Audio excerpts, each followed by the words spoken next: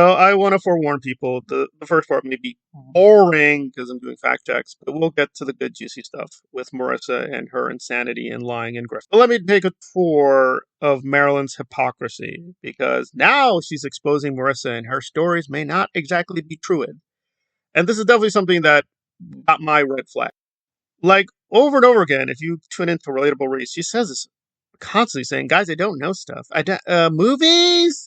School stuff? I don't know. Internet? Guys, I don't know. I'm Reese. I was in a cult. I just don't know. So Marilyn decided to do a deep dive into her past and notices a few discrepancies with her record. And again, to be fair, I don't think Reese is entirely lying, but she's not telling the whole truth either. So I'll be very quick and jump into making fun of Aaron, and then we'll get back to Marissa. So what exactly happened? Well, Marissa has the story where in Scientology, apparently somebody picked up a fax machine and threw it at her. Now, given how violent and extreme Scientology is, that sounds believable. But then, as an adult, this is Dan. I'm not going to say Dan's name because Dan has done strikes against people for his privacy. So the story sounds legit, but her framing of it may have been deceptive. She acts like, this was so traumatizing, I could not believe the violence of the cult. But she stayed in Scientology a long time. So Marilyn notices that she worked with Dan at the same place of business. Oh, that's another lie, because Marissa acts like, I don't know none, I don't have no skills, I was locked up in the cults. No, she has worked a few times in her life, she's gotten a lot of skills, her family's very well off, so she's had quite a few jobs and quite a few privileges. So her acting all the time like, I don't know what's going on with the internet, I don't know. That's just an act. She knows a lot more than she's saying. So I'd like to act like Marilyn is redeeming herself and she's doing good stuff, but she's not. She's just a lying grifter. The only reason she's doing this is that Marilyn is angry that Marissa is stepping away from the Aaron cult. So who is the Aaron cult? Well, that's growing up in Scientology. And again, here and there, Aaron does a few good videos. But everything that Marilyn is saying about Marissa is true of Aaron. His stories are often fake. His victimization is fake. And his recollection of incidents, not entirely true. Marilyn doesn't care. Because you see, Marilyn is a loyal cultist to Aaron, so he's still the man god, so he obeys him. So are you going to look at Aaron's past, double check his stories? No, we're not going to do that. Oh, and what kind of victim is Aaron? I mean, I actually still believe that that happened. I mean, Scientology is pretty extreme.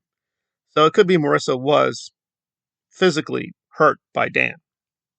But what is Aaron's victimization? Oh, zero. The only thing I think that's verified is Aaron cries about disconnection. It's like, oh my God, the disconnection of the churches. Well, doing any double checking in 3 seconds, good or bad, whether you like it or I like it, I'm not approving, I'm just doing fact check. Disconnection, the policy, that's a well-known thing in many religions. You don't believe me? You can Google this in 3 seconds. Look up Hasidic Jews. The Hasidic Jews are a very extreme part of Judaism, have their own identity. They just consider themselves more pure Jews than other Jews. And they are so hardcore. You are, as a part of that group, you are not to have contact with secular non-Jews. And even with other Jewish people, you kind of stay away from them too. And this is a group mainly in Israel, but also in New York. It sounds incredible, but yes, in Brooklyn, New York, you will find Hasidic Jews have their own little community. They're off to themselves. They do disconnection too. That is considered normal for that community. Good or bad, religions do that. That is not abnormal for religion to do disconnection. Not saying it's right, just saying it's not abnormal. So that's the only victimization Aaron has. Oh God, I've been disconnected. Oh God, from my family. He's doing just fine. He's made a lot of money. He has plenty of friends. He's smoking cigars and drinking tons of alcohol. There's no sign that he was physically, psychologically, or any otherwise victimized by the Church of Scientology. I mean, he was literally working at a business, a Scientology business, making a lot of money, and then he just left. He's not a victim. He's not a victim at all. But now let's jump into Marissa's fake victimhood. And Marissa had a lot of fun attacking me, although the me is not me, and I'll explain real quick. So let's just get knife war out of the way. So Marissa's chat went into this conspiracy overdrive that Knife Order allegedly, he, a hypocrite, he's asking for donations too, Reese. You're beautiful. You're so beautiful and gay. You're a strong feminist woman. Oh my God, Reese, you're the most incredible. Oh God. Yeah, I mean, the Hasidic Jews in Scientology could have learned a lot from Reese. Her chat, her fans are utterly bonkers. They believe everything she says. So they're like, well, Knife Order's a hypocrite. He takes money too. No, he doesn't. Knife Order has never asked for donations. His channel's not monetized. No truth there. However, if Knife Order would ask for money or monetize, I would not judge him. I believe Goot is monetized. I am monetized. I'm pretty sure Casper's monetized. FTG people, some are monetized, some are not. It's not a big deal. I've asked for money here and there through channel memberships or super chats or whatever. So there we are. But let me just clear up a weirdo conspiracy her chat ginned up that I was asking her some very nasty questions. Because a guy called Thomas, because, the smooth brains in the chat are like, and Marissa herself said this, saying, I think it's that other Thomas who's obsessed with me. Well, let me correct you, Marissa. Let me address you directly now. I would like to know, guys, do they do any non-Marissa content? Yes, Marissa. I just did a video on Clash with Cow or Smurf, who was brutally assaulted by the police. Very tragic case. I did a monetized video. Good faith, I'll do an unmonetized video on Bao and his tragic case. A few smaller channels have done this, a few bigger channels. It's definitely ugly. It's a very ugly incident. Okay, so there's one non-Marissa. Oh, I've done things on Rings of Power, Game of Thrones. The channel? It's named after the Matrix. Now, I'm going to try to do some Matrix content, but I've done a lot on Dune. The channel is inspired by Dune. Done work on Game of Thrones. So, yeah, I do non-Marissa content too. What can I tell you? The early part of this video was criticizing Marilyn and Aaron Smith-Levin. Not you. Not you. A lot of the videos are about Aaron, about DOA, about Marilyn. Not you. Not you at all. But she went further and said, I don't really consider that content creation. You're reacting. Marissa, you do reaction videos too. You literally did the long con video is you playing a tape of Scoville reacting to it. What are you talking about? You do reaction content all the time. So what are you talking about? So a lot of lying there. So it's very hard to prove this because let's go full conspiracy theories. Like, that's you. Your name Thomas. You're obviously that other Thomas guy. Thomas was asking some logical questions. So Marissa, being vampire to the logics, was very disturbed, saying, I'm explaining to you. I didn't play the whole tape. Here's why. It was boring. Okay? Yes, I want Netflix money. I've always been clear. I like my monies.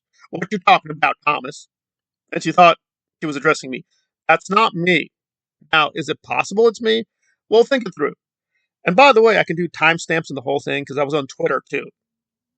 So you explain to me. So I'm on Twitter, right?